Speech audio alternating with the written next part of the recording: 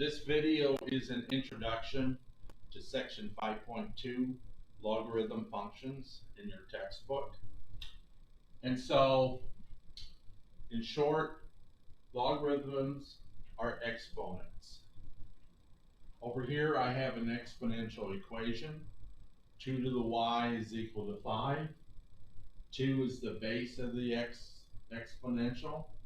Y is the exponent, and 5 is the value of the exponent. So there is some number that we can put in for y up here that will make 2 to that power equal to 5.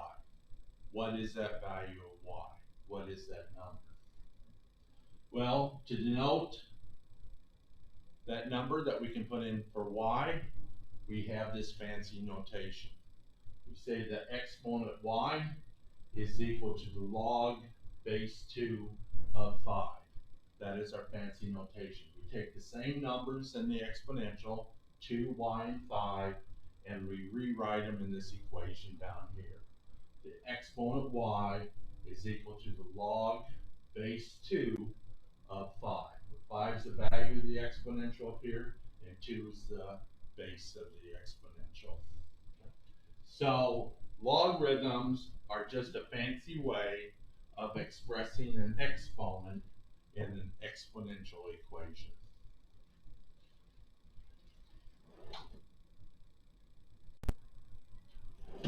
So in our exponential example, logarithmic example, right, 2 to the y is equal to 5.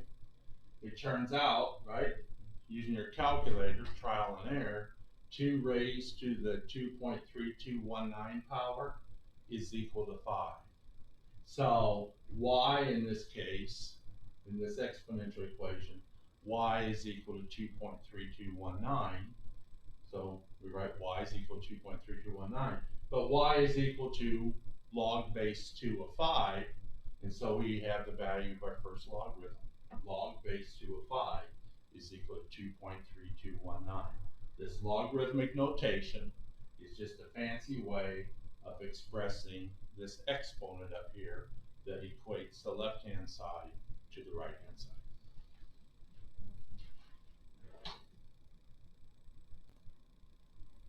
All right, so now let's take a different approach to our introduction of logarithms. So let's consider, right, the exponential function f of x equals 2 to the x power again. And back in section 5.1, right, we graphed this function in your lecture notes. And here's what the graph of the function f of x equals 2 to the x looks like. It crosses the y-intercept, right? The y-intercept is y equals 1, or the point 0, 1. That's where it crosses the y-axis. And at x equals 3, the value of the function is 8, right? So the point 38 is on the graph. And at x equals minus 3, the value of the function is 1/8. So the point minus 3, 1/8 is on the graph. And so this is, right, the graph of the function f of x equals 2 to the x. And you can see that the graph passes the horizontal line test, right? No matter where you draw a horizontal line, it's only going to cross the graph in one location. So it is a one-to-one function, right? One-to-one functions pass the horizontal line test. So our function, our exponential function, f of x equals 2 to x, has an inverse function, f inverse of x. What is it? What is that inverse function for f of x in this case? All right, so here on the board, right, I've redrawn the graph of f of x equals 2 to the x, right, with 3 points plotted.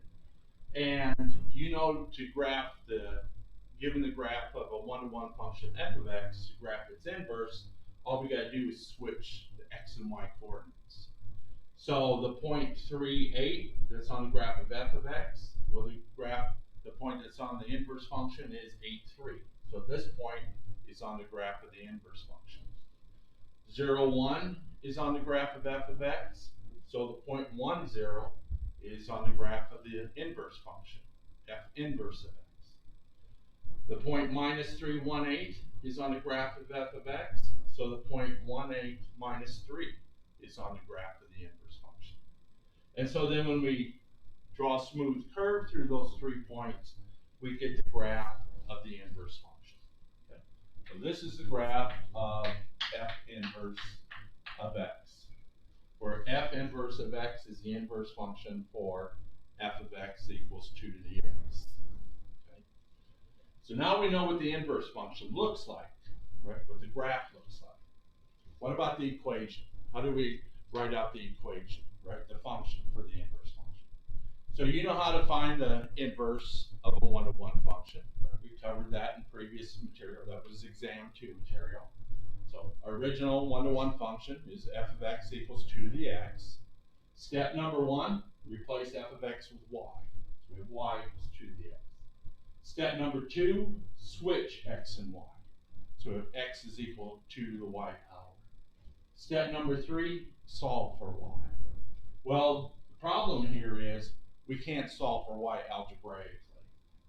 So we need some fancy notation to express the solution to this equation. And the fancy notation is this logarithmic notation. The exponent y is equal to the log base 2 of the value of the exponential x. Okay?